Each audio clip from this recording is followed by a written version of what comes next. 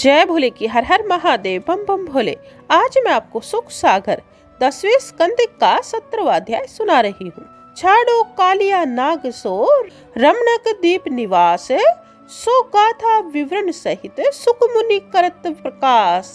ब्रजवासी व्याकुल भय लखी प्रचंड वन ज्वाल, दावा नल सो तही खन लिए बचाए गुवाल। सुनी राजा परीक्षित बोले, हे ब्राह्मण, कालिया नाग ने रमणक दीप को क्यों छोड़ा था?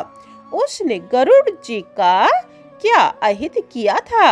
श्री सुखदेव जी बोले, हे राजन, गरुड़ के द्वारा सांपों ने अपना सर्वनाश देख गरुड़ जी से प्रतिज्ञा की कि एक एक महीने तक बारी बारी से एक एक घर से हम आपके लिए खाने के निमित्त आपके बताए हुए स्थान पर किसी वृक्ष की जड़ में एक एक सर्प रख दिया करेंगे। गरुड़ जी ने उनकी इस प्रतिज्ञा को स्वीकार कर लिया। सर्पगण उसी दिन से परों पर एक एक नाग बलि रूप में गरुड़ जी के लिए अपने अपने कुटुंब की रक्षा के लिए रखने लग गए। किंतु कालिया नाग बड़ा घमंडी था। वह अपनी बारी पर गरुड़ जी के लिए बलि न रखने लगा, यहाँ तक कि अपने विष वीर्य के अभिमान से गरुड़ को भी अपने से तुच्छ और कमजोर मानकर अन्य नागों से दी हुई गरुड़ जी की बलि को खाने लग गया। यह सुनकर गुस्सा में भरकर गरुड़ जी कालिया नाग के ऊपर मारने के लिए दौड़े। कालिया नाग भी उनको आता देख फनों को उठाकर लाल लाल नेत्र निकाल कर दांतों को कटकटाने लगा। गरुड़ जी ने भी यह उद्दंडता देख बड़े पराक्रम से अपनी सुवर्ण समान बाई पंख से सर्प को ऐसा घायल किया कि वह कालिए विहिले होकर चोट के मारे यहाँ कालिंदी के देह में चला आया। उस कालिंदी के देह में गरुड़ जी नहीं आ सकते थे। उनका कारण यह है कि एक दिन गरुड़ जी शोभिर ऋषि के निषेध करने पर भी एक मत्स्य को उस देह में से निकाल कर खाने लग गए थे। वह ऋषि जी भी मीन पति के इस प्रकार मारे जाने पर दुखी हुई। अन्य मीनों की देख गरुड़ जी को शाप देकर कहने लगे, आज से यहाँ यदि गरुड़ आकर किसी मत्स्य या जीव को खावेगा तो शीघ्र ही मृत्यु को प्राप्त हो जाएगा। यह मैं सत्य कहता हूँ।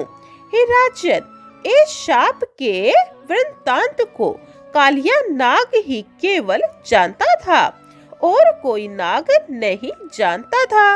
इसीलिए गरुड़ जी से डरकर उस देह में से भागकर चला आया।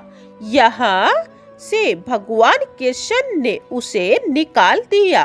इधर दिव्य माला, चंदन, वस्त्र, आभूषण आदि से सुशोभित भगवान कृष्ण को देह से निकाला हुआ देख गोपों ने उठकर आनंद में भरकर उनको गले से लगाया। यशोदा, रोहिणी, नंद आदि गोपगण तथा गोपी सबके सब आनंद को प्राप्त हुए। बलदेव जी भी उनसे आलिंगन करके बड़े हंसे। वृक्ष और गो आदि सब भी बड़े प्रसन्न हुए। उस समय सबके सब भूख, प्यास तथा शोक आदि के परिश्रम से थके हुए थे। अतः उन्होंने उस रात को वहां ही रहने के लिए यमुना जी के किनारे डेरा लगा दिया। आधी रात के समय अकस्मात सूखे वन से उत्पन्न हुए। अग्नि उन सोते हुए ब्रजवासियों को चारों तरफ से घेरती हुई धू-धूकार कर कर बढ़ने लगी। सब के सब ब्रजवासी उस आग की ज्वाला को बढ़ते देख घबरा कर कृष्ण की शरण में आए और बोले, हे कृष्ण, हे राम, यह अत्यंत प्रचंड आग हम लोगों को जलाने को बढ़ती चली आ रही है। इस काल रूप अग्नि से हमें बचाइए, हम आपकी शरण हैं। भगवान कृष्ण ने इस प्रकार ब्रजवासियों को भयभीत देख उस अग्नि को पी गए। श्री सुखदेव जी बोले, हे राजन, एक दिन बलदेव और ग्वाल वालों को साथ लेकर गाय चराने के लिए कृष्ण भगवान वृंदावन में घुसे। वहाँ अनेक प्रकार के खेल करने लगे। अनेक तरह की क्रीड़ाओं को करते करते वे सब पर्वत, नदी, गुफा, कुंज, निकुंजों में और तालाब में तथा बाग बगीचों में घूम रहे थे। इतने में ही एक प्रलंब नाम का दानव कृष्ण और बलदेव को हर ले जाने के लिए ग्वालों का रूप धारण करके उस जगह आ पहुंचा।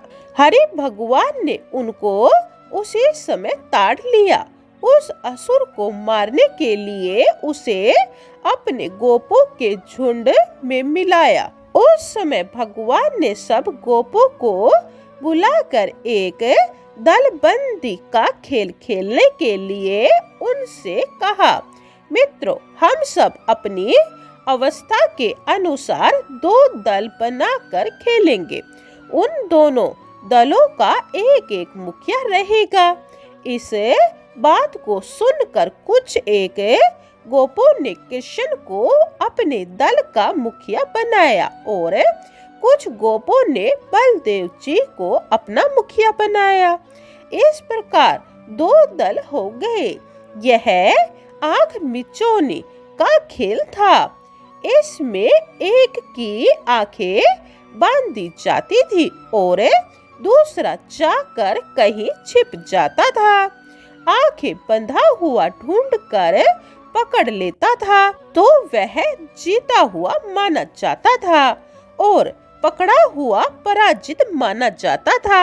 हारे हुए को उस जीतने वाले के लिए कंधे पर बैठाकर निर्दिष्ट स्थापना की अवधि तक ले जाना पड़ता था। यह एक चड्डी का खेल था। इस प्रकार खेलते खेलते गोपगण भांडरिक वन में जा पहुँचे। खेल में बलदेव जी के पक्ष के गोपगण जीत गए और कृष्ण के पक्ष के गोपगण हार गए। कृष्ण पक्ष के उनको कंधे पर बैठाकर निर्दिष्ट स्थान पर ले जाने लगे। उसमें श्री दामा को कृष्ण ने, वृषभ को भद्रसेन ने और भद्रसेन जी को प्रलंबासुर ने अपने कंधे पर लादा। वह दैत्य कृष्ण को विशेष असह्य मानकर कृष्ण की दृष्टि से बचकर जल्दी जल्दी बलदेव जी को लेकर अवधि से दूर निकल गया। दूर निकलने पर उस दैत्य ने अपना राक्षस रूप धारण किया। उसका लंबा तगड़ा शरीर बड़ा ही भयावना सुवर्ण से सुसज्जित मेघ जैसा मालूम पड़ता था। उसका शरीर आकाश मार्ग में बड़े ही वेग से घूमता हुआ जा रहा था। मशाल की तरह जलती हुई आंखों वाले तथा लाल लाल केसों वाले उस राक्षस को देख बलदेव जी पहले तो कुछ झिझके, किंतु उसी समय बलदेव जी ने क्रोध होकर दृष्ट मुष्टिक बांधकर एक ऐसा मुक्का सिर पर मारा कि जिसके लगते ही दैत्य का सिर फट गया और वह कान, नाक, मुंह से रुधिर बहता हुआ अचेत होकर ब्रज से फटे हुए पहाड़ की तरह घोर शब्द करता हुआ धड़ाम से पृथ्वी पर गिर पड़ा।